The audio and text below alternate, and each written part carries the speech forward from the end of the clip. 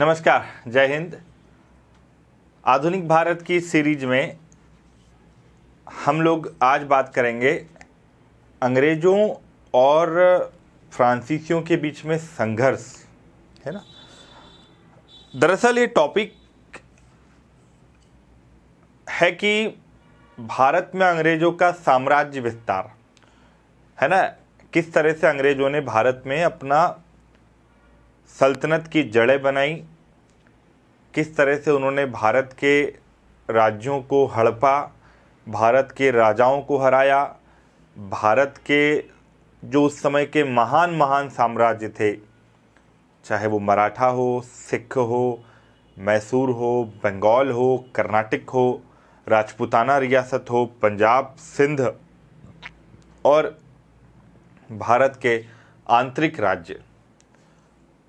तो इन साम्राज्य विस्तार की सीरीज में अंग्रेजों को सबसे पहले उस दुश्मन को भारत से खदेड़ना था जिस दुश्मन की वजह से वो भारत को जीत नहीं सकता था, और वो दुश्मन था उनके अपने महाद्वीप का एक देश, फ्रांस। दोस्तों, यूरोप के मैप में अगर आप देखेंगे तो फ्रांस और ब्रिटेन, इन दोनों की सीमाएं समुद्र की वजह से लैंड बाउंड्री नहीं है, मगर इनकी नौसैनिक सीमाएं जो होती हैं वो मुलाकात करती हैं, दिखती हैं, आप देखेंगे। और आप इस चीज़ को भी देखेंगे कि जब फ्रांस यूरोप में इतिहास में जब कभी भी युद्ध होते हैं तो फ्रांसीसियों का ब्रिटेन से हमेशा एक विवाद रहा है, एक झगड़ा रहा है। मतलब ये लोग परंपरागत शत्रु रहे हैं। जब भारत में फ्रांसीसियों का आना हुआ तो मैंने आपको लास्ट क्लास में बताया था कि फ्रांसीसियों का भारत में जो अड्डा था वो पौंडीचेरी था, क्योंकि बार बार अभी हम जब कर्नाटक युद्ध पढ़ेंगे ना तो पौंडीचेरी और मद्रास, पौंडीचेरी मद्रास, ये बार बार जिक्र आएगा। तो इनका जो हेडक्वार्टर है वो है पौंडीचेरी। भारत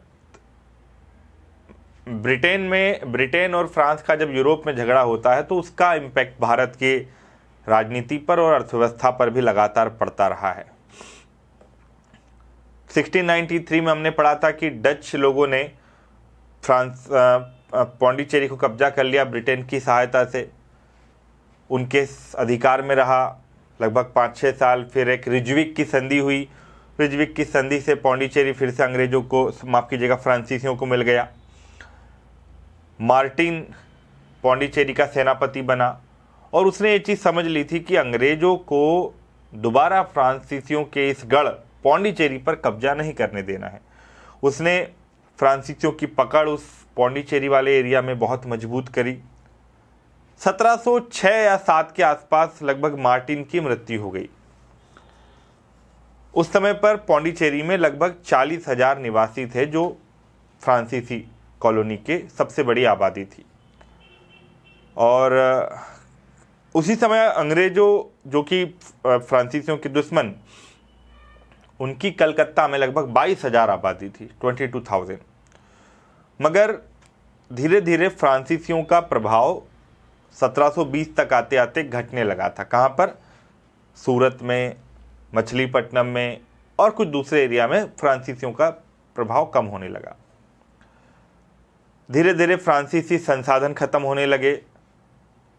1719 में ऐसा हुआ कि एक राजकीय आज्ञा निकाली गई फ्रांस से, मतलब फ्रांस की सरकार ने, राजा ने एक आदेश निकाला, और उसमें ये था कि जो फ्रेंच ईस्ट इंडिया कंपनी के साथ में व्यापार करने वाली जो दूसरी कंपनियां थी, जैसे Canada company, Mississippi company, company of the West, Senegal company, China company, companies of the Domingo and Guinea, इन सब को फ्रांसीसी कंपनी के साथ में मर्ज कर दिया गया।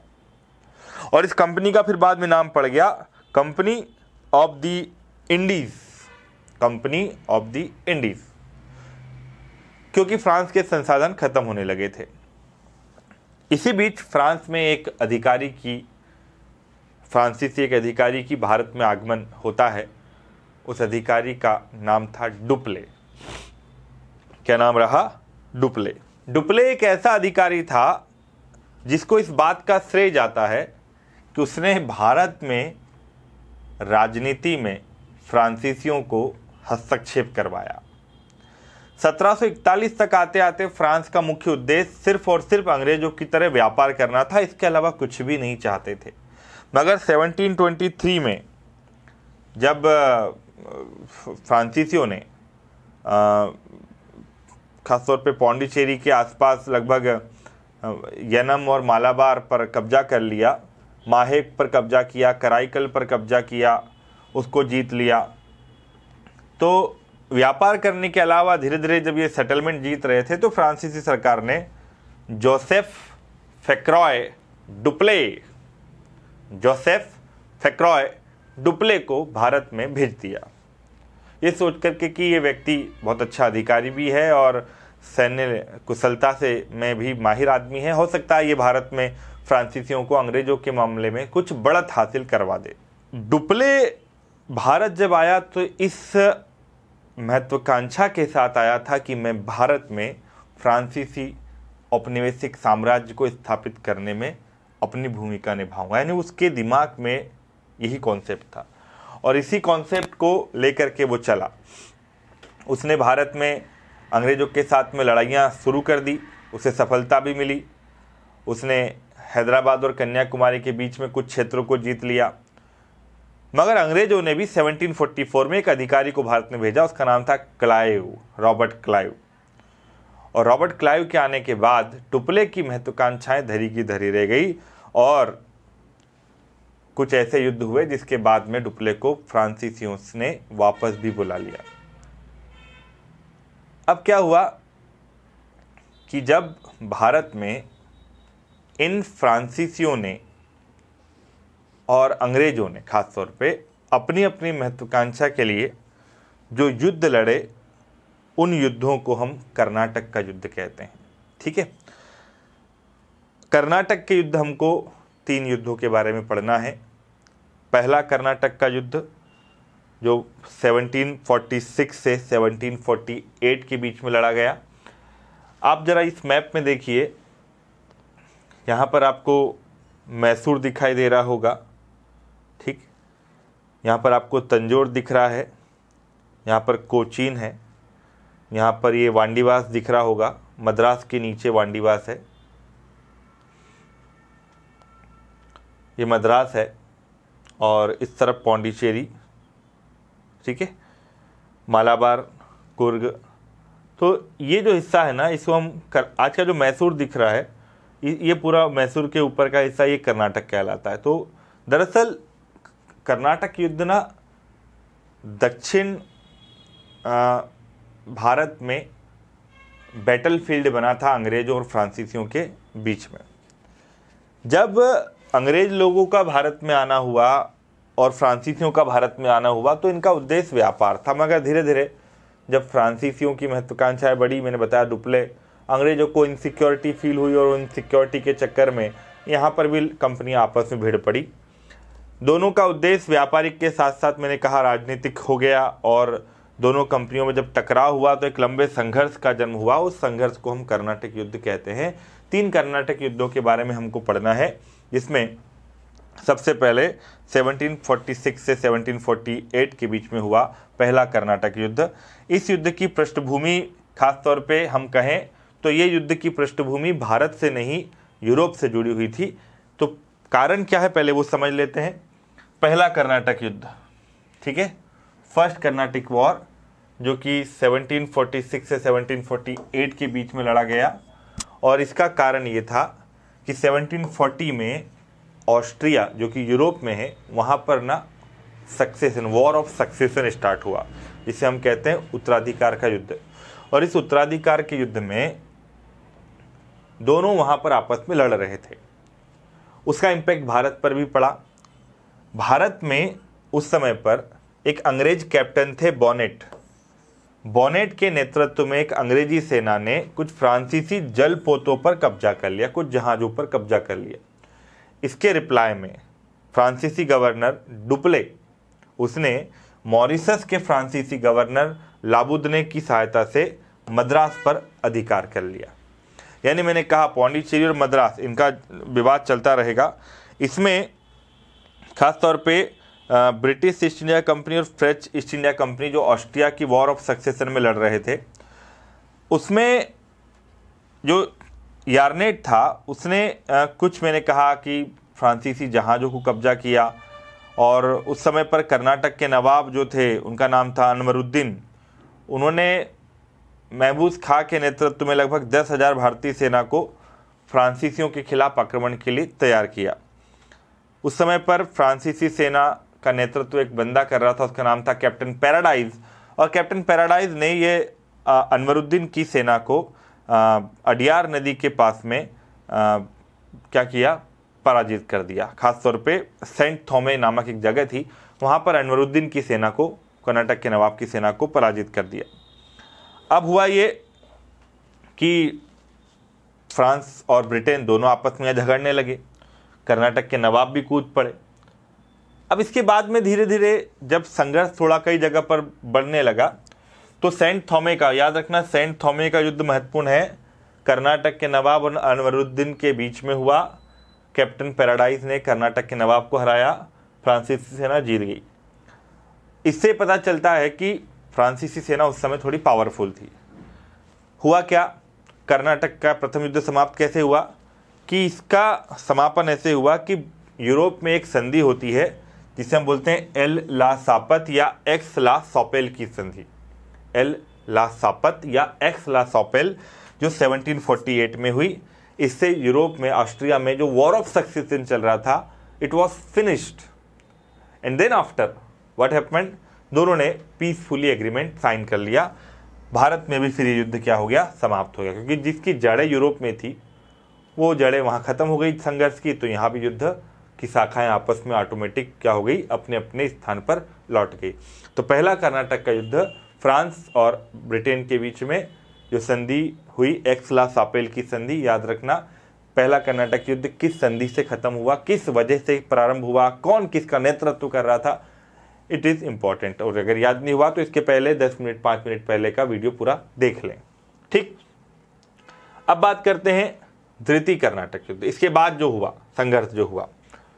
अच्छा, इससे परिणाम क्या हुआ, दोनों दल बराबर रहे, पर फ्रांसीसी मैंने कहा कि उनकी शक्ति ज़्यादा रही, मद्रास अंग्रेजों को मिल गया और डुप्ले पॉपुलर हो गया कि यार उसने उनको हरा दिया। अब इस युद्ध के बाद में दूसरा हुआ जो 1749 से 1754 तक चला। ठीक है, अब डुप्ले मैंने कहा पहले युद्ध में थोड़ा शक्तिशाली रहा। डुप्ले को ऐसा लगा कि हम लोग युद्ध में जीते हैं, तो उसकी महत्वाकांक्षाएं और बढ़ गई, और जब उसकी महत्वाकांक्षाएं बढ़ी तो ख़ास तौर पे एक चीज़ यहाँ समझने की है कि सेकेंड कर्नाटक वॉर, इसमें हैदराबाद और कर्नाटक इन दोनों स्टेट की भी भूमिका रही, हैदराबाद और कर्नाटक, क्योंकि इन दोनों जगह पर थोड़ा बहुत विवाद था सक्सेशन को लेकर के, उत्तराधिकार को लेकर। दूसरा कारण मैंने कहा डुप्ले की राजनीतिक महत्वाकांक्षा, वो और ताकत पाना चाहता था। दक्कन के सूबेदार के पद को लेकर के भी दोनों कंपनियों के आपसी अपने मतभेद हुआ करते थे। भारत में खास तौर पे ब्रिटेन और फ्रांस की कंपनियों ने एक दूसरे के जो विरोधी गुट थे उनको अपना अपना समर्थन देना शुरू कर दिया।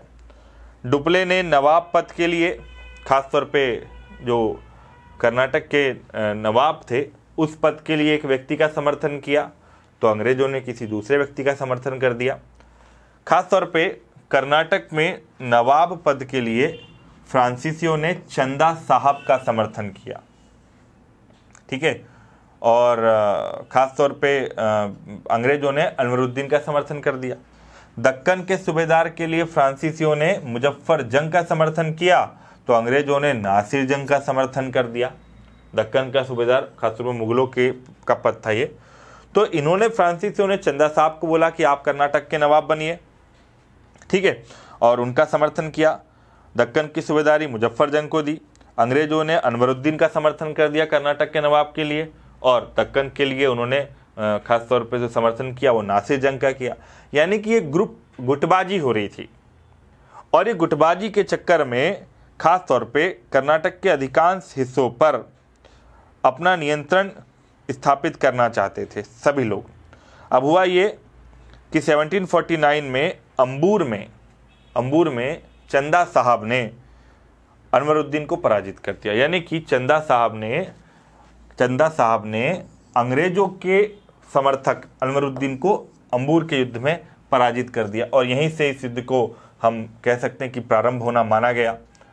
अब अंबूर का युद्ध कब हुआ? अगस्त 1749 में। कब हुआ? अगस्त 1749 में। मुजफ्फर जंग, चंदा साहब और फ्रांसीसी सेना, इन तीनों ने मिलकर के अनवरुद्दीन को हरा दिया, मार डाला और पूरे कर्नाटक पर लगभग उन्होंने अधिकार कर लिया। चंदा साहब कर्नाटक के नवाब अपने आप को घोषित कर दिए और मुजफ्फर जंग ने जो है दक्कन का क्या बन गया? सूबेदार बन गया। अब याद करो कि फ्रांसीसी यहाँ पर जीत गए। चंदा साहिब ने अपनी राजधानी बनाई अर्काट को और वहाँ से वो रूल करने लगे कर्नाटक में। दक्कन का सूबेदार मुजफ्फर जंग बन गया, ठीक है। कर्नाटक का नवाब बन गए चंदा साहब। ये अंग्रेजों की एक बहुत बड़ी अपने आप में हार थी इस अंबूर के युद्ध की वजह से। अब अंग्रेजों को लगा कि अब आगे क्या किया जाए, तो वो भी पलट कर जवाब देने वाले थे, वो भी चुप नहीं बैठने वाले थे। अब उन्होंने क्या किया? प्लान किया कि भाई त्रिचनापल्ली को हम लोग कैप्चर करें। तो क्या हुआ कि अंबूर के युद्ध के बाद में अर्काट को जब राजधानी बन गया तो अंग्रेजों ने अर्काट को कैप्चर कर लिया कि भाई राजधानी कैप्चर कर लो, चंदा साहब भाग जाएंगे। त्रिचनापल्ली अंग्रेजों के अधिकार में था। फ्रांसीसी वो चाहते थे कि हम त्रिचनापल्ली को जीत लें, उन्होंने अर्काट जीत लिया, हम त्रिचनापल्ली जीत लें। 1752 में क्या हुआ कि स्ट्रीगल लॉरेंस जो कि अंग्रेजी सेना को लीड कर रहा था, उसके सामने फ्रांसीसी सेना ने हथियार डाल दिए। फ्रांसीसी सेना की बहुत पराजय हुई, चंदा साहब की हत्या हो गई, तंजौर के राजा ने उनकी हत्या कर दी। यानी कि कहानी ये चलती है कि जब अंबूर का युद्ध हो गया तो 1751 में खासतौर पे क्लाइव ने, सबसे पहले याद रखना, इस अर्काट को जीता था क्लाइव ने। और क्लाइव तथा लॉरेंस ने चंदा साहब और खासतौर पे फ्रांसीसी जो कमांडर थे उनको त्रिचनापल्ली पर अधिकार करने के समय, ठीक है, बाद में उनको डिफीट भी कर दिया उसने। त्रिचनापल्ली पर अधिकार उन्होंने किया जरूर, मगर जो फ्रांसीसी उसको जीतना चाहते थे, मगर बाद में थोड़े समय के लिए वो जीत अस्थायी रही और फिर अंग्रेजों ने उनको डिफीट किया। ख़ास तौर पे एक व्यक्ति का यहाँ नाम आता है मोहम्मद अली। चंदा साहब के बाद मोहम्मद अली को कर्नाटक का नवाब बनाया अंग्रेजों द्वारा। अंग्रेजों के खिलाफ डुप्ले की लगातार संघर्ष की नीति, इस नीति की वजह से फ्रांसीसी बहुत बुरी तरह से इस युद्ध में हारे। 1755 में खासतौर पे एक संधि उनको करना पड़ी और उस संधि को हम इतिहास में बहुत महत्वपूर्ण मानते हैं।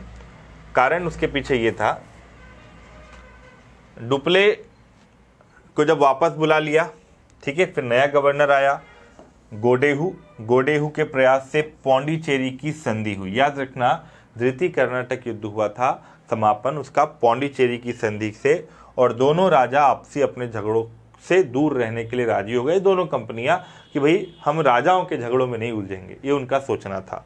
और मोहम्मद अली क्या बन गया? कर्नाटक का नवाब बन गया। ये सेकेंड कर्नाटक वॉर का परिणाम हुआ, ठीक है। अब आते हैं थर्ड कर्नाटक वॉर। तीसरा कर्नाटक वॉर हुआ 1758 से 1763 में, लास्ट कर्नाटक वॉर था।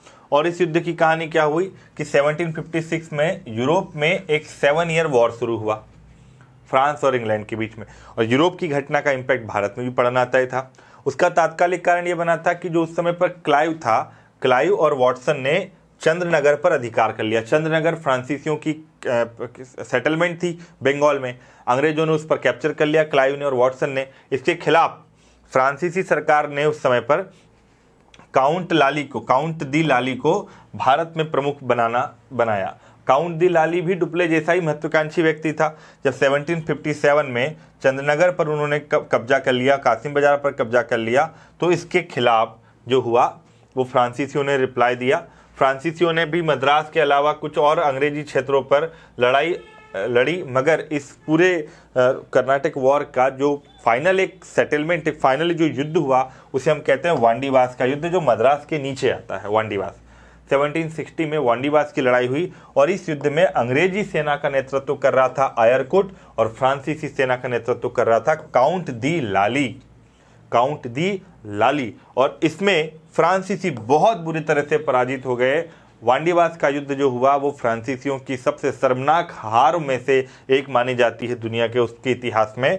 और हार के बाद भारत में फ्रांसीसियों का लगभग अस्तित्व खत्म हो गया और बाद में 1763 में एक संधि होती है जिसे हम पेरिस की संधि कहते हैं, और उस पेरिस की संधि से इस युद्ध का समापन माना गया। तो क्वेश्चन आपसे 3 मार्क्स में भी आ सकता है, वांडीवास का युद्ध किन किन के बीच में हुआ। वांडीवास के युद्ध के ऊपर 20 वर्ड्स आ सकते हैं। वांडीवास का युद्ध आपको पता होना चाहिए, आपके एग्जाम के लिए बड़ा इंपॉर्टेंट है ना। अब एक चीज़ यहाँ समझना कि जब फ्रांसीसी वांडीवास की लड़ाई को भी हार जाते हैं, क्योंकि लाली जो था ना, लाली जो है वो बहुत ही कमज़ोर शासक साबित हुआ। और ख़ास तौर पे अगर हम 2-3 चीज़ों को समझे कि भाई फ्रांसीसियों का जब भारत में हार हुआ तो इस हार के पीछे कारण क्या था, यानी कि फ्रांसीसी क्यों हारे भारत में अंग्रेजों से। तो उसके 2-3 कारण हैं, या फिर हम ये भी समझ सकते हैं कि भाई भारत में अंग्रेजों की जीत के क्या क्या कारण थे, है ना। दोनों चीज़ें हैं, आपको थोड़ा सा समझदारी से इस क्वेश्चन को अटैम्प्ट करना है, आपके एग्जाम के लिए महत्वपूर्ण है। तो सबसे पहले तो यार अंग्रेज लोग क्यों जीते, अब फ्रांसीसी क्यों हारे। तो सबसे पहले उसका बड़ा कारण आता है बच्चा, वो है फ्रांसीसियों का कंपनी का सरकारी कंपनी होना। सरकारी कंपनी का क्या मतलब हुआ बच्चा पार्टी, ये हुआ कि उनको हर एक निर्णय के लिए फ्रांस की सरकार से पूछना पड़ता था। सरकार परमिशन देगी तो आगे काम किया जाएगा, जिसके लाभ और हानि ये रहा कि कंपनी के जो डायरेक्टर्स थे ना, वो कंपनी के प्रॉफिट के प्रति उदासीन रहे। मतलब उनको इस बात से कोई फ़र्क नहीं पड़ता था कंपनी प्रॉफिट में जा रही है, कंपनी लॉस में जा रही है, कंपनी के लिए क्या चीज़ बेनिफिट है, क्योंकि उनको तो एक तरह से सरकारी नौकरी की तरह वो लोग काम कर रहे थे। अब हुआ ये कि जब मैंने बताया कि जब थर्ड कर्नाटिक वॉर हुआ है ना, तो शुरुआत में फ्रांसीसी ने बढ़त भी बना ली थी शुरुआत में, मगर अंग्रेज़ों का पलड़ा फिर बाद में भारी हुआ। वांडीवास के युद्ध में आयरकुट ने जब बुरी तरह से इनको हराया तो पेरिस की संधि खत्म हुई। मतलब भारत की फ्रांसीसियों की पेरिस की संधि में ना कई शर्तें लगा दी थी। जैसे उन्होंने कहा था कि आप भारत में कोई बड़ी सेना नहीं रखोगे, आप सिर्फ व्यापार करोगे। फ्रांसीसियों को मानना पड़ा क्योंकि वो हार गए, क्योंकि उनके जो अधिकारी लोग थे वो एक विजनरी नहीं थे। और दूसरी बात, उन्होंने पेरिस की संधि में ये भी कहा था, थर्ड जो कर्नाटिक वॉर के बाद हुई, कि आप अपने सेटलमेंट की किलेबंदी नहीं करोगे, फोर्टिफिकेशन नहीं करोगे। अंग्रेज लोग इसमें माहिर थे, उनको पता था किलेबंदी करने का फ़ायदा क्या होता है। उन्होंने फ्रांसीसियों को रोक दिया। फ्रांसीसी बहुत कमज़ोर हो गए और धीरे धीरे अपने उससे जाने लगे। तो सरकारी कंपनी होने का एक सबसे बड़ा नुकसान ये है कि निर्णय लेने में देरी होती है, विजनरी नहीं थे। और जबकि ईस्ट इंडिया कंपनी निजी कंपनी थी, वो त्वरित फैसले लेती थी और इससे ईस्ट इंडिया कंपनी को फ़ायदा हुआ। एक दूसरा बड़ा कारण है वो है यूरोप में संघर्ष। जब यूरोप में संघर्ष होता है तो फ्रांसीसी वहाँ उलझे रहते हैं। भारत में कंपनी की गतिविधियों पर उन्होंने ज़्यादा ध्यान नहीं दिया। यानी यूरोप में जो स्ट्रगल हुआ, चाहे वो 7 ईयर वॉर हो, चाहे वो दूसरी चीज़ें हो, वहाँ पर कंपनी उलझ के रह जाती है। भारत में सेटलमेंट पर इतना ध्यान नहीं दिया, और जब ध्यान नहीं दिया तो सीधी सी बात है कि कंपनी को उसका बड़ा नुकसान भी उठाना पड़ा। एक बात यह कि फ्रांस की नौसेना शक्ति, ब्रिटिश नौसेना फ्रांसीसियों के मुकाबले ज़्यादा ताकतवर थी। हिंद महासागर के सभी प्रमुख जितने भी व्यापारिक नगर थे उन पर ईस्ट इंडिया कंपनी का कब्जा था। जैसे मेडागास्कर पर उनका कब्जा है, लाल सागर में, फारस की खाड़ी में, मालाबार कोस्ट पर, कोरोमंडल तट पर समुद्रिक शक्ति बहुत बड़ी थी ब्रिटेन की। इसकी तुलना में फ्रांसीसी कंपनी कमज़ोर थी। फ्रांसीसियों के मुकाबले अंग्रेज़ों का व्यापार वाणिज्य के रेवेन्यू पर बहुत ध्यान दिया उन्होंने। मतलब पॉलिटिकल इंटरफेयर शुरुआत में नहीं किया, रेवेन्यू पर ध्यान दिया। और अंग्रेजों की तरफ से क्लाइव ने बंगाल को आधार बनाकर विस्तारवाद की नीति अपनाई। डुप्ले ने दक्षिण को आधार बनाया। बंगाल अंग्रेजों के लिए ज़्यादा लाभदायक रहा। यूरोप में भी अंग्रेज फ्रांसीसियों से बहुत आगे थे।